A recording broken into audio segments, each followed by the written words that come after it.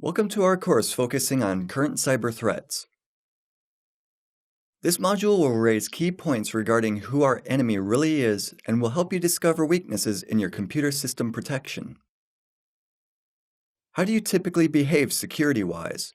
What are the behavior patterns of system administrators and users?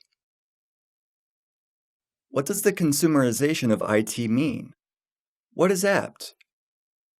A term with military origins coined as a response to a shift in the computer system security landscape. Let's get started.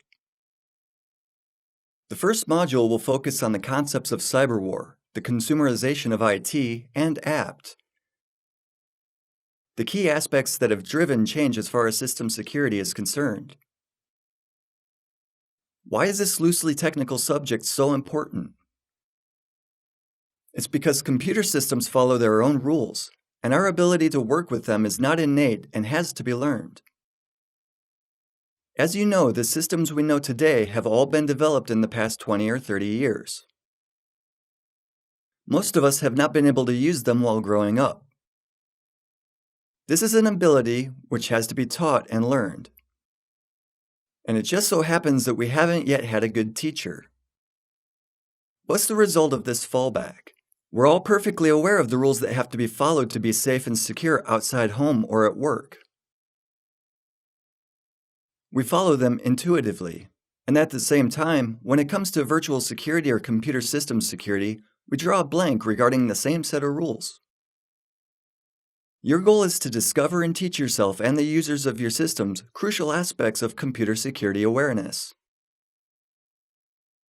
This is all the more important as, unlike in real life, breaking computer security rules won't cause an immediate reaction. If you run a red light, you will surely be noticed. This behavior is dangerous to both you and others, so action will come instantly. But if you do something equally silly in a virtual environment, in a computer system, the reaction will either be invisible or at least be delayed. It's harder to notice the cause and effect relationship between, let's say, visiting a suspicious website and your computer starting to work slower. This relationship is real, though, and will be the subject of this course. There's also another aspect that explains why less technical modules are vital for this training. It's because users, the majority of people who work with computers like students, employees, and so on, use computers as a tool to accomplish simple goals. It's never a goal in itself to become a computer expert. In other words, getting to know computer systems mechanisms is only seen as important when it can be applied to everyday life, at work, or for entertainment. Security awareness is rarely a factor here, and this means that even the younger users who grew up with computers and computer networks still have the same rules to catch up on. They still have to learn security rules.